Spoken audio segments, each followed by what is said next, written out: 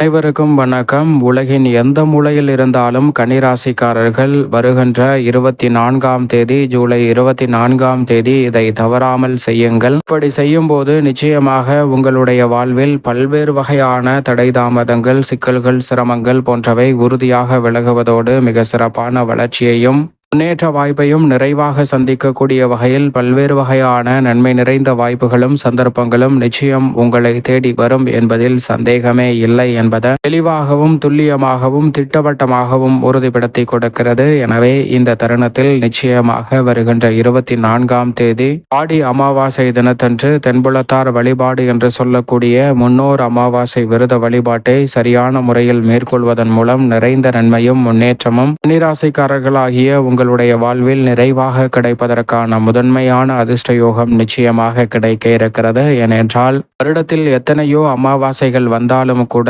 கூடுதல் சிறப்பு வாய்ந்த அமாவாசையாக ஆடி அமாவாசை, தை அமாவாசை, மகாலய அமாவாசை என்று அழைக்கக்கூடிய இந்த 3 அமாவாசைகள் பார்க்கப்படுகின்றன. அது மட்டுமல்லாது இந்த அமாவாசையில் 4 கிரகநிலைகள் ஆட்சி பலம் பெற்று வருவதும் கூடுதல் சிறப்பு வாய்ந்த ஒன்றாக பார்க்கப்படுகிறது. ஏனென்றால் சனி, சுக்கிரன், சந்திரன் மற்றும் புதன் என 4 கிரகநிலைகள் ஆட்சி பலம் பெற்று வலம் வருகின்றன. அதிலும் கூடுதல் சிறப்பு வாய்ந்த ஒன்றாக இந்த அமாவாசை ஆயில்ய நட்சத்திரத்தில் வருகிறதுங்க. புதன் ஆட்சி பலம் பெற்றிருக்கும் போது பெருமாளுக்குரிய நட்சத்திரமான ஆயில்ய நட்சத்திரத்தில் வருவது இன்னும் கூடுதல் சிறப்பு வாய்ந்த சக்தி வாய்ந்த ஒன்றாக நிச்சயமாக பார்க்கப்படுகிறது. எனவேதான் உலகத்தின் எந்த மூலையில் இருந்தாலும் நிச்சயம் தவறாமல் வருகின்ற 24ஆம் தேதி ஆடி அமாவாசை விரத வழிபாட்டை மேற்கொள்வதன் மூலம் பல்வேறு வகையில பூர்வீக ரீதியான சொத்துக்கள் பிரச்சனை மற்றும் உறவுகளுக்கிடையே இருக்கக்கூடிய மனஸ்தாபம், ஏன் எதற்கு என்று தெரியாமல் சந்திக்கக்கூடிய பல்வேறு வகையான சங்கடங்கள், வாழ்வில் பல்வேறு வகையான நெருக்கடிகள், சிரமங்கள் என எதுவாக இருந்தாலும் அவை அனைத்தையும் களைந்து முன்னேற்றத்தையும் வளர்ச்சியையும் நிறைவாக உருவாக்கி கொள்ளக்கூடிய வகையில் பல்வேறு வகையான நல்ல வாய்ப்புகளும் சந்தர்ப்பங்களும் உறுதியாகவே இந்த வேளையில் கன்னிராசிக்காரர்களாகிய உங்களை தேடி வருவதற்கான முதன்மையான அதிர்ஷ்ட யோக வாய்ப்பை நிச்சயமாக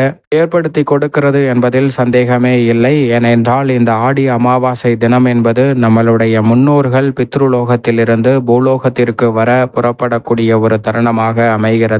மகாலய அமாவாசை தினத்தன்று அவர்கள் பூலோகத்தில் வாசம் செய்யக்கூடிய ஒரு தருணமாக பார்க்கப்படுகிறது. தை அமாவாசையில் மீண்டும் அவர்கள் பூலோகத்திலிருந்து பித்ருலோகம் புறப்படக்கூடிய ஒரு தருணமாக பார்க்கப்படுகிறது. தட்சாயன துவக்கத்திலும் உத்தராயண துவக்கத்திலும் வரக்கூடிய இந்த அமாவாசைகள் கூடுதல் சிறப்பு வாய்ந்த ஒன்றாக பார்க்கப்படுகிறது. எனவேதான் தவறவிடாமல் உலகின் எந்த மூலையில் இருந்தாலும் கன்னிராசிக்காரர்கள் இந்த வழிபாட்டை மேற்கொள்வது கூடுதல் சிறப்பு வாய்ந்த நன்மை வாய்ந்த பலனை நிச்சயமாக அள்ளி கொடுக்கும். ஏனென்றால் வருடத்தில் எத்தனையோ அமாவாசைகள் வந்தாலும் இந்த ஆடி அமாவாசை எப்படி சிறப்பு பெற்றிருக்கிறதோ அதே போன்று வருடத்தில் எத்தனையோ வாஸ்து பூஜைகள் வந்தாலும் இந்த ஆடியில் வரக்கூடிய வாஸ்து பூஜை என்பது மிகப்பெரிய வாஸ்துவாக பார்க்கப்படுகிறது. வாஸ்து பகவான் வெளிக்கக்கூடிய தருணம் என்பது அமாவாசை தினத்தில் வருகிறது. எனவே கூடுதல் சிறப்பு வாய்ந்த வளர்ச்சியும் முன்னேற்றமும் நிறைவாக கிடைக்கும். மிக பெரிய அளவிலான கட்டிட பணிகள் உள்ளிட்ட பல வாஸ்து பூஜைகளை இந்த வேளையில் மேற்கொள்ளலாம். ரெட்டிப்பு நன்மை உறுதியாகவே உண்டு. அமாவாசை தினம் மட்டுமல்லாது அன்றைய தினத்தில் வாஸ்துவும் வருவதால் மிக சிறப்பான மாறுதல் நிச்சயமாக உலகின் எந்த மூலையில் இருந்தாலும் உங்களை தேடி வரும். அதோடு மட்டுமல்லாது பொருளாதார ரீதியான சிக்கல்கள், தடை தாமதங்கள் என்று இருக்கக்கூடிய பல்வேறு வகையான சங்கடங்களுக்கு நல்ல மாறுதலை சந்திப்பதற்கான நல்ல சந்தர்ப்பம் நிச்சயமாக கிடைக்க இருக்கிறது.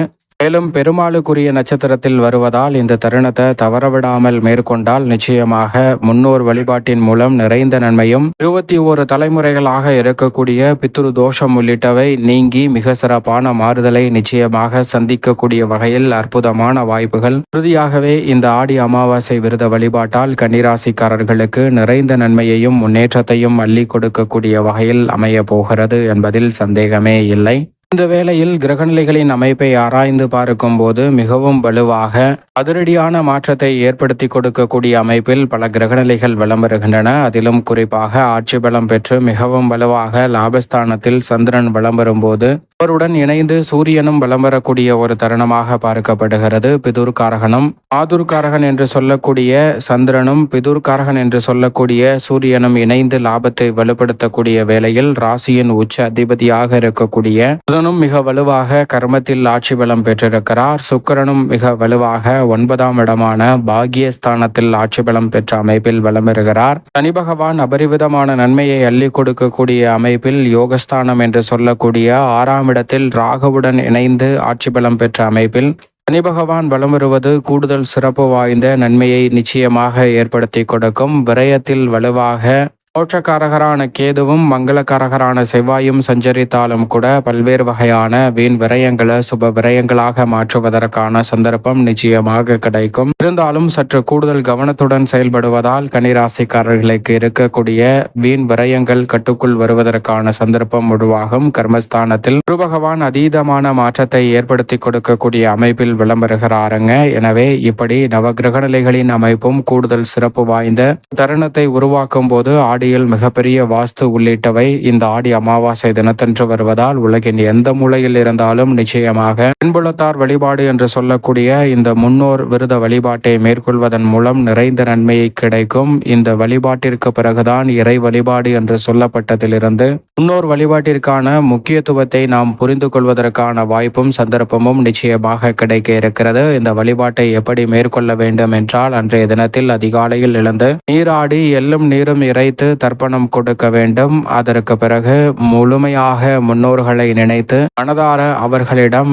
வேண்டிக் கொள்ள வேண்டும். அப்போது நீங்கள் நினைக்கக்கூடிய பல காரியங்கள் உறுதியாகவே கைகூடும். இந்த வேளையில் நாம் முன்னோர்கள் மறுஜன்மம் எடுத்து வேறொரு பிறவியாக பிறந்திருந்தாலும் கூட பித்ரு தேவதையின் ஆசீர்வாதம் நிறைவாக கிடைக்கும். எனவே மறுஜன்மம் எடுத்திருந்தாலும் சரி, மறுஜன்மம் எடுக்காமல் பித்ருலோகத்தில் இருந்து வந்து கொண்டிருந்தாலும் நம்மளுடைய முன்னோர்களின் ஆசீர்வாதம் நிறைவாக கிடைப்பதற்கான வாய்ப்பையும் சந்தர்ப்பத்தையும் இந்த ஆடி அமாவாசை விரத வழிபாடு நிச்சயமாக ஏற்படுத்தி கொடுக்கும். இந்த வழிபாட்டை முறையாக மேற்கொண்டதற்கு பிறகு உணவு அருந்துவதற்கு முன், விரதத்தை நிவர்த்தி செய்வதற்கு முன் தவறாமல் நாம் முன்னோர்கள் என்று பாகிக்கக்கூடிய காகைகளுக்கு தவறாமல் உணவளியுங்கள். அதனால் மகத்தான புண்ணியம் வந்து சேரும். அதோடு மட்டுமல்லாது அன்றைய தினத்தில் தங்களால் இயன்றவரை மற்றவர்களுக்கு அன்னதான உதவி செய்யுங்கள். அப்படி செய்வதால் மகத்தான புண்ணியமும் மிக சிறப்பான வளர்ச்சியும் தங்களுடைய வாழ்வில் நிறைவாகவே கிடைப்பதற்கான சந்தர்ப்பம் நிச்சயமாக கன்னிராசிக்காரர்களாகிய உங்களை தேடி வரும் என்பதில் சந்தேகம் இல்லை. அதோடு மட்டுமல்லாது